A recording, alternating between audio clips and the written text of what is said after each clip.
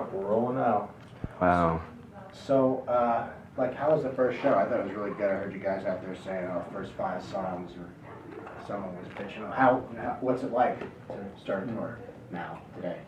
Well, today with all the lighters out there, I felt like we were doing Aerosmith Dream On or something. I felt like Like Tom Aerosmith? Hamilton, yeah, the bass player from Aerosmith. Have you done stadiums anywhere before, like when you're in Europe or in Asia? Oh yeah, we did a stadium. It was like 110,000 people in Sao Paulo, Brazil. Find the source. And we had a mental breakdown on stage and played Seasons in the Sun. And we played Her Name is Rio and She Dances in the Sand by Duran Duran. Remember that time we did that thing? I was a mess. That was a lot of Way, fun. it was fun. It was great. Kurt, you sang Seasons in the Sun? Kurt rubbed his pee-pee on Did the I camera. sing? Yes, I did. I don't know the words. Played drums too. One of the only singles I can remember from my childhood that What's I used it- to cry to. What's the best lyric in there in that It's song? such an emotional song. It was like the best lyric. Goodbye, Papa. It's hard to die. But the stars on the beach were, I forget how it goes. But the stars on the beach were just no. The starfish on the beach were the stars out of reach or something Wow. like that. What do you mean? The wow really made Don't you get it? I don't know. 'Cause all I know is that there's a better song on the B side of that single called "Put the Bone In." The bone. It's about a guy's dog who gets hit by a car, and they ask him to put the bone in the grave with the dog. Did you see the new flip side of Gigi Allen's funeral in it? No. Yeah. He's sitting there. It's all bloated. And Yeah. Sitting there. Open casket? Yeah, and he's got a jock strap on that says "Eat Me." And they're we put a Walkman on Gigi's head so he can listen to some tunes on his way to the grave. He probably had "Nevermind" on there. So, Dave, you're saying you're playing, and so all of a long, sudden silly boy. you look up and you see yourself on the big screen. Is that sort of like you stop and you look and go, oh, or how is I that? just kind of felt like I was a fucking hockey player on a big screen with a Budweiser sign above it. I don't know, it was funny. I noticed that Reba McEntire's playing here pretty soon. Ah. I saw that on the marquee. Can't miss that. That's when you look to the sound man and he puts all this echo on your toms and you go doo doo doo doo doo doo, and everyone's like. Well, see, what I was trying to do, but you guys didn't have enough ESP. I was trying to get up when I was standing on top of the PA speakers on those columns. I was trying to do a solo, like arena rock solo. It was the Led Zeppelin solo. Yeah. Did you notice it? Yeah. Heartbreaker. Oh, I picked went- up on that. I don't know how to play it, but I picked up No, on that it in was Sao good. Paulo, and I started was do impressed. do do do do do do do do. It was like I don't totally know. awesome. What can you do when you're in that kind of situation? You know, I thought I'd one last time test the audience to see if I could jump into it, and I failed. It's not working. It just, and I stood there for a long time, and I know they couldn't read my mind, but I was trying to, like, with my eyes, trying to tell them, don't hurt me. And just, can't you tell? I mean, haven't you read enough bitching from us for the last year that we're not rock stars, we're not trying to be, although we did display a lot of rock star things today. But One time although we are playing with I don't like guys touching me. So, Kurt, when you fell, 'cause you didn't really jump that hard. You just sort of like laid down into them. I mean, what happened to you? They immediately just started grabbing for me and trying to rip my flesh off for souvenirs. Oh, I have a piece of Kurt's forearm. Frame it. I don't know. So, like, you have an arrangement with like your guys on the side of the stage that come lift me out. It looked like you were No. sort of playing while they're pulling on you and you're holding on to the guitar.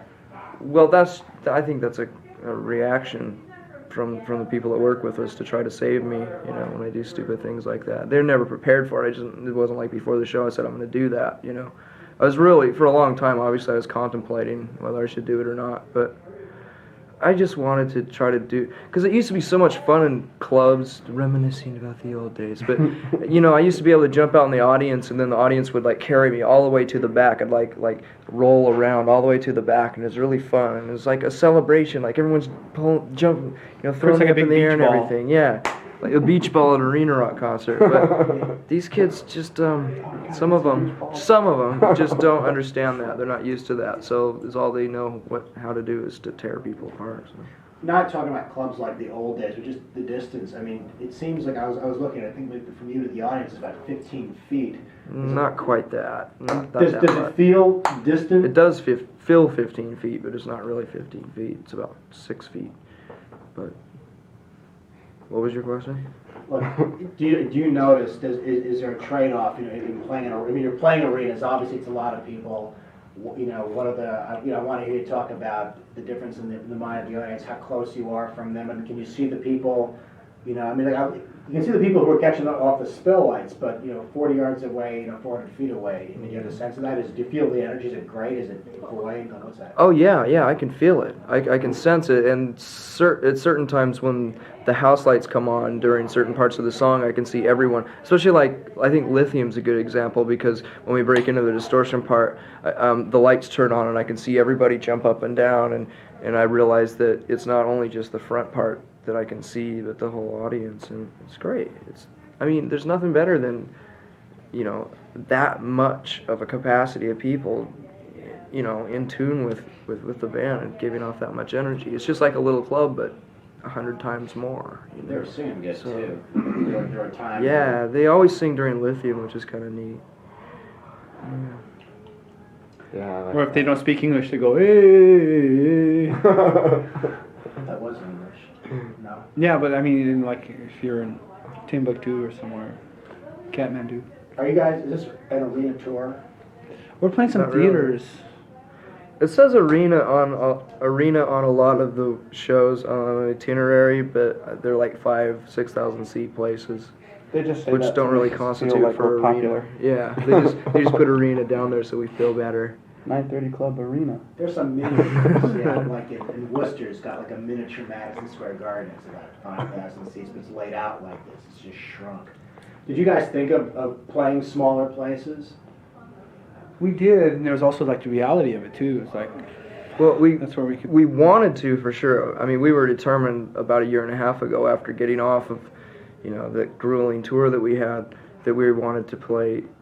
Well, first of all, we were going to put out a record that would completely, ruin our reputation, and only a few thousand people from every city would show up. But that wasn't the case, and then we realized that because of the production costs and because we have to bring our own lights and our own PA and all that stuff, it costs a lot of money. And if we were to just play like venues and clubs and stuff, we'd be totally in the hole. We're not nearly as rich as everyone thinks we are, so you have to try to play as big a place as you can if you're using this kind of production. I mean, we actually have we have a couple mannequins on stage, which nothing compared to a big inflatable monster, or an Eddie from Iron Maiden, but So do you have like backups? I say, took some shots at the one. what? Anatomical stuff usually isn't too cheap. When you were smashing the Well, one they can up, glue it back together. Yeah. it comes together, it looks glued together. I Duct guess. tape. Right. You're talking about audiences. I mean, I seem to remember you guys talking at some point about when you get an audience larger than a certain size, you start attracting people that maybe isn't your audience. Remember the bass player in Jane's Addiction going off about Lollapalooza and all those people that never wanted to play to, coming to his shows. Is that something that comes up for you? Is that, maybe that's an ugly question? And Well, it is an ugly question, but what kind of ugly answer can I give? I don't know, live, No, I just, Go ahead. it just seems like It you doesn't. just feed off of the crowd is live. It's not like you're sitting there vindictive or something or like contemplative. You're there because you're concentrating on the song, and there's a lot of people there having fun, and it's just kind of like a reciprocal thing. I think the point that we're trying to put off in the beginning of when we were doing all those interviews when Nevermind was getting really popular was that we were really concerned with the people who wanted to come to see our shows and have a good time. We were afraid that there would be these fringe, mean type of people who don't really like the music, but just go to the shows to cause trouble. We didn't want that, and we didn't want to have like security to like beat up on people to keep them in line and stuff. But since we've had the experience and since we've played a bunch of shows like this, there hasn't been any trouble. So we're relieved of that kind of pressure. So that's the only concern that we really had, but it obviously translated into we hate our audience, which is bullshit. And there's a Yeah. meeting like before every show between our like road managers and the security people, and they're saying like, you know, some kid comes over the top. Anybody who gets too violent, you just grab a person and you just like sit them down and you walk them over to the side. Yeah, We you want to don't see push them or kick them. any kind of nasty violence whatsoever, because that just escalates and people see that and they get appalled. We see that, we get appalled. It just drags the whole show down. So- We've been they had plenty said of at stats, the but- top of the show, it seemed pretty reasonable. They're saying like, if you come over once, they're gonna, you know, carry it inside. They were saying you can come over twice. The second time they would eject you. But A lot of times they don't have any control over that. The kids don't have any control over that. They're being pushed over, you know? So it's not their fault. I've noticed, like, in a lot of places, like, especially like in England and a lot of those festivals in Europe, the bouncers seem to be a lot more accommodating to kids. They're really cautious and not making sure that they're not really mean or, you know, abusive to the kids. But in the States, we run into a lot of problems before. I mean, I've actually gotten in total fist fights with them before and, like, had to be saved by my manager and, you know, and stuff like that. Because I can't think of anything worse. You know, there's nothing worse than seeing some kid getting beat up on just because he got pushed over the side, you know? Plus just some violent meathead. Come back to the audience question. I wanted to go to a different angle. People also talked about selling out when you got big. The whole idea of that, you know, if a band, if you sell more than a certain number of records or something wrong, it doesn't seem to be following you anymore, is it? I mean, or do you hear that, or people saying, oh, you've done something in order to be commercially successful? It's too far beyond that now. I mean, it's been going on for so long. There's nothing we can do about it. That issue doesn't even come up anymore. You said before, let's make a record to, like, you know, these weren't your words, but to, you know, blow away that audience. And the 8 million people who bought our record, let's get rid of, you know, I don't know, 7.5 million, whatever you're thinking. Yeah. So when you say that, what do you mean? Well, when I said that, like I said, the main reason was to make sure that we could have a good time at live shows, you know, and we just weren't comfortable with it at the time, you know, and now that it's been proven to us that there aren't any problems at shows, then it doesn't matter, you know. Obviously, the people are behaving themselves. Maybe the message got across to them somehow. Maybe all that bitching and complaining that we did may have worked a little bit, you know. So you weren't talking about wanting to alienate or lose most of your I was in the beginning, about a year and a half ago. I was completely fed up with the whole thing. I didn't want to be a rock star at all. It was freaking me out, you know. But I've had 2 years to recuperate. Yeah. You also hope you like transform somebody too, like, you know, if they see you, if you're saying something, they might think about it and react to it. Now, when the camera isn't on you, you're quite animated and interested. So, how was the show for you tonight? I loved it. You look, you were bouncing around. I had a good time. Are you the one who was hitting the head? Who got hit in the head with the stick pin? Not me. Me. How did someone get to the back on back? I don't know. I got a bra. Whoa. My first bra. My first bra. I got a Germs t-shirt. Someone's wearing a Germs t-shirt? Are you serious? cool. Wow. That's That's Used. pretty cool. It was used. Yeah. There are a lot of shoes coming over. Yeah, what's with shoes? Who would throw their shoes? I don't know. And there's only one that comes up. I know what. They go home with hopping. At first I thought it was people just losing them coming over. They were flying over. People were standing back there the whole night. The other shoe's on the side of the road when you're driving, like you see a shoe there. Like, oh, there's that other shoe. Should have picked up that other one there. This covers me for questions I want to ask about the tour. There's some other things I'd like to try and see if they're not too taxing or stuff. Is there stuff about the tour of this show that you think we should talk about that we haven't? What do we talk about? Nicotine addiction. Nicotine addiction. So, I mean, to the tobacco a little more plush on the road. I mean, are you staying like in nice hotels? Do you like that? Would you rather be sleeping in a van? I mean, is that experience? Oh yeah, we wouldn't rather be sleeping in a van. We've done that We've done that for enough. years. Enough, yeah.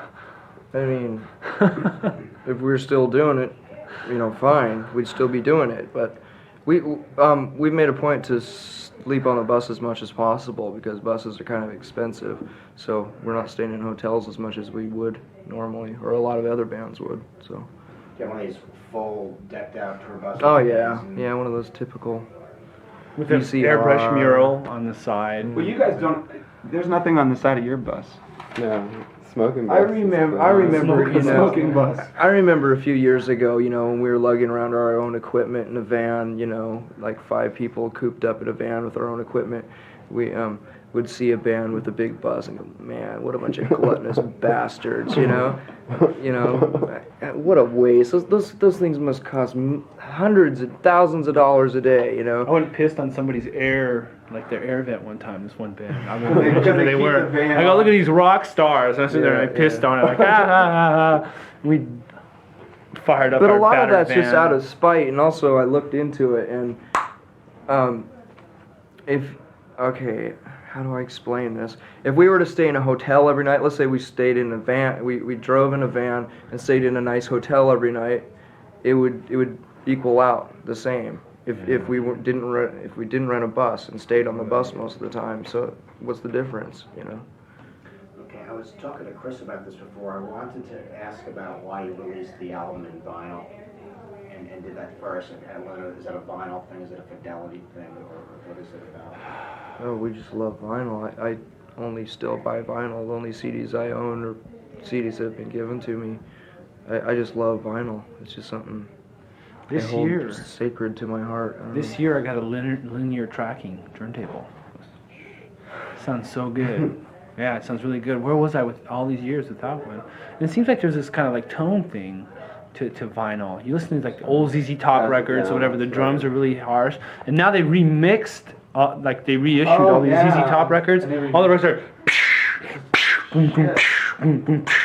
It's like terrible. Yeah, they're backing some stuff up with digital samples. So I asked because we did a story early this year about, some people always saying, Yeah, that was a great story. I saw that. I did Yeah. that.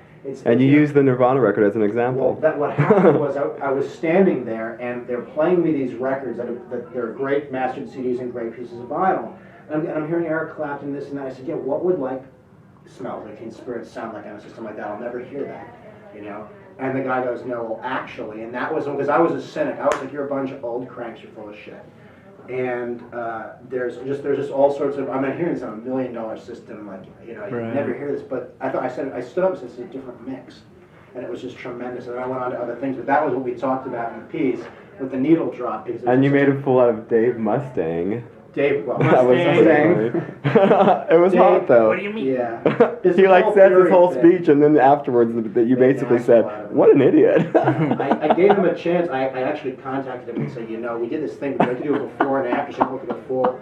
He was gonna take a swing at me. But there's like a technical reason why digital still isn't sound as good. It could sound better than vinyl, but it doesn't. Right. And it's not gonna. Okay. One hit left. Incesticide. Well, I'm also like a Shun and Knife person. I do the Shun and Knife piece every year, and you guys have supported Shun and Knife. As you can see in the t-shirts, you talked about them in the liner notes on Incesticide. And just for the next time I do a piece on them, I'd love to get a bite from you guys about why they're great, why people should pay attention to them if you're still fans. Oh God, how do you explain something as pure as that? I'm at a loss for words when that subject comes up. When did you first Because- hear them? A long time ago, when their first cassette came out on K Records. Maybe. There's just something, when we took them on tour with us in England, it was weird because obviously probably 90% of the whole audience had never heard of them before, and instantly they were just taken in by them. They're almost crying, you could just see everyone just like completely fucking amazed by them, and it's just, I don't know what it is. It's just something that you can't explain. It's something that's really, really sincere and good. Blah blah blah blah. You can't put it in words. They're just really, really good. They're going to come through in the fall to the States. We're trying to grab them again, but every time they do anything, we put them on. Okay, now we're going to start getting one more serious question. Two sillies. Someone at the station is doing a piece on men wearing dresses in rock and roll this year, and they're also doing a RuPaul thing, but they asked me to ask you about why on stage would you choose to wear a dress? Comfortable. I don't know. I don't know. Just Rolling Stones wore dresses. it's nothing. Yeah, it's nothing new. It's been going on for years and years and years, and I don't understand why it's such an issue still. But it seems like when bands do it now, even when we do it, it's so exhausted. You know, I don't know. I personally like to wear dresses, and I wear them around the house sometimes. So whatever. The one dress I own, girl Courtney gave to me 10 Really? years ago. Well, she didn't give it to me. She left it at my house. She has I good kept taste in it. dresses. Excellent. Norma Kamali. Looks so good on me. I don't know. I guess it's just it's. I think a lot of bands do it just to show their support of femininity. The female gender, and I did it. I did it the first time when we played with the Chili Peppers and Pearl Jam when we went on that tour with them. Because at that time I was at the height of like freaking out about playing big places, and I was certain. I was convinced that a lot of people out there in the audience were a lot of macho people that would freak out over it, so I thought it might create a little bit of controversy, but I don't know if it did or not. Two last questions. One, what was I told? I was told. That's a heavy question. The second question is Frank Sinatra. I'll ask the second question first. We're having Frank Sinatra on the show, and we're asking people if they know who he is, care who he is, Wow. think he matters. Any Frank Sinatra? You know what I like about Frank Sinatra? It was like back in the 50s when Sammy Davis Jr. would show up at a hotel with like what were they called? The Rat Pack. The Rat Pack, and then the hotel people would be prejudiced against Sammy Davis Jr. and Frank Sinatra. The big boss man would walk up there and say, "Hey, listen, Sammy stays here." And they'd be like, "Okay, Mr. Sinatra." So I just respected that about him. They didn't want to get their heads blown off or something. I've never heard of him. I only like Harry Connick Jr. Yeah.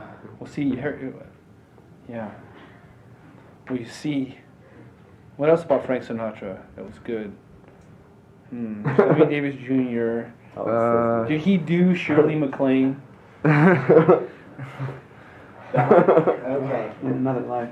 In another. I have 60 seconds. Okay, two quick questions. One, the heart-shaped box video, Christ imagery and things, was that your idea, director's idea? I'm seeing a thumb.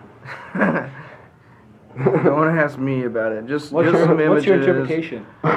Just some images I've had in my mind for years. It's a kind of a way of expressing our views on prejudice, And I don't know. I just thought it was a bunch of neat images. Okay. I don't know. That's fine. I really don't know. Actually, we had this African American woman called up our management and was really concerned about it. She didn't understand. She said, first of all, she started off the call with like saying, I consider myself one of the only African American Nirvana fans. I think of myself as one of the only real true Nirvana fans, and I'm really disturbed about this. I don't know what they're trying to mean, and what they're saying. And our manager had to like go on this big spiel about no, don't worry about it. It's pro. Hey, there's an African American lives on my block. His name is Mike Mweezy or something like that, and he's from Nigeria. That sounds He's real, from yeah. Nigeria. He's a genuine African American. Here, my last- From Africa. Yeah, he's from Africa. Well, then he's an African. He's an African. He's an African African. American. He's I my- thought the paper question was. Are you bored, Alex? Question: Are you and Eddie Vedder friends now? Have you always been friends? What's up with We you, never Eddie? had a fight ever. I've always hated their band. But it's not like you're friends or anything. No, well, I mean, I can consider him a person that I really like. I mean, we've had a few conversations on the phone. I really like him. I think he's a really nice person. He's come over to my Yeah. house a few times. And Had a good time. he's doesn't take exception that you don't like his band. I don't think he really cares. I mean, I don't know. I can't say that now. I didn't like him a lot then, when I was talking shit about him all the time. But now I can appreciate him. You know, I mean, I've realized that, you know, the same people that like our band like their band. So why create some kind of feud over something? We just as went to a trite tour as that, together. you know? Like Metallica and Guns N' Roses did a tour. We're gonna have a Pearl Jam Nirvana tour. When they did they're doing out the vinyl before the CD release, was that, I mean, is it just a good thing it's happening? I mean, to many people watching, people who are Pearl Jam and Nirvana. Well, that was kind of a compromise. The label said, well, we're postponing your album. We're like, oh, no, we want our album out. And like one of their like compromises was, well, we'll put the vinyl out the way it was. So it was like, it wasn't really calculated in the sense of some vinyl love. Or, I just feel sorry for the kids that have to decide on what they should buy within these next 2 months, either our record or our concert tickets or Pearl Jam's record. You know, that's a lot of money for kids to shell out all of a sudden. I mean, I know I couldn't have afforded it when I was 15 or 16, you know. So I feel really bad about that. I wish we could have somehow like made a deal somehow, like we could have put our record out a little bit earlier and they could have maybe spaced it out a little bit longer, you know? like the Beatles and Rolling Stones, you say. Yeah. Buy one, get one. Who's the Beatles and who's the Rolling Stones? Wouldn't that be odd? In our new magazine, I'm Nervous, not there's blaming, Nirvana I'm versus not Pearl Jam. putting Pearl Jam down for putting the record out this soon or anything. It's not their fault, I'm sure, you know. But it's just, I just feel sorry for the kids that have to, you know. They got put 4 up out the of money 4 for it. stars in USA Today. Tickets and records. Whoa. Thank you. Hey, very but you know, much. Jesus Lizard is playing. Really? Where's Kennedy? Doesn't she do this So usually? clever. No, she doesn't do this. Okay, bye. Thank you very much. For you. What? Someone you've been waiting.